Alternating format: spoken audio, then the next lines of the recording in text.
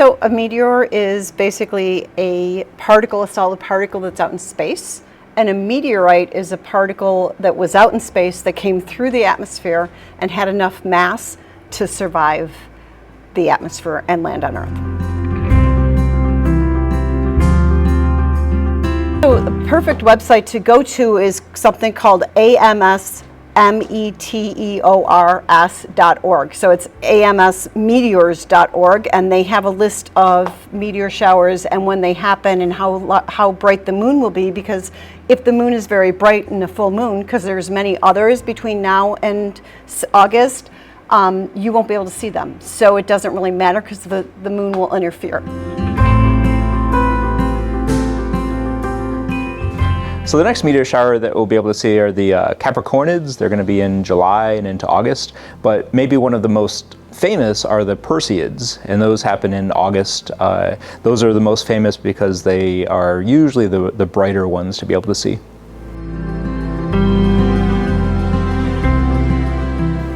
Well, actually, in the city, seeing a meteor shower is a little bit difficult because of all the lights we have, but sometimes you'll see some of those brighter meteors coming through the sky, and you'll be able to see those from here in the city. But what you want to do is you want to be able to know when they're happening so that you know when to look for them. They don't happen all the time.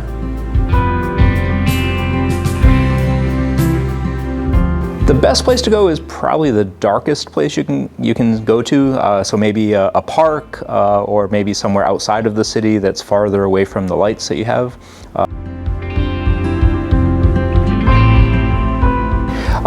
So I mentioned the Perseids. Those are every August. Every year there are around 12, 14 or so large-ish meteor showers and some smaller ones.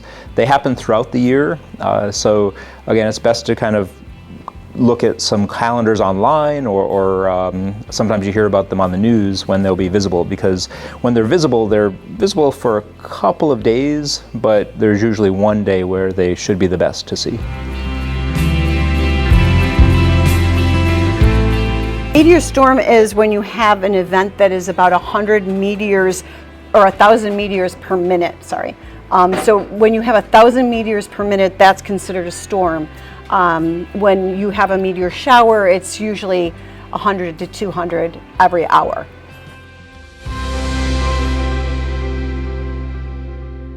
Comet is basically a dirty snowball. It is a bunch of gases that are iced, basically, and they orbit the sun in a revolutionary period. Can be 400 years, it can be 1,000 years, depending on what it is.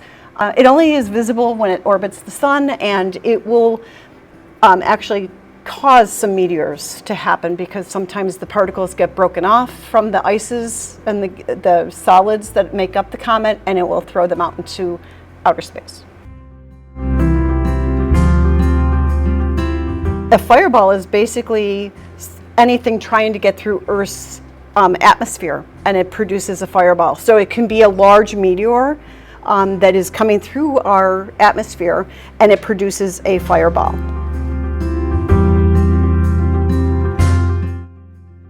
Yeah, it is possible. It doesn't happen too often, but sometimes you have a piece of metal or rocky material that is large enough that when it's coming down through the atmosphere, it doesn't totally burn up, and you'll have a piece of it hitting Earth.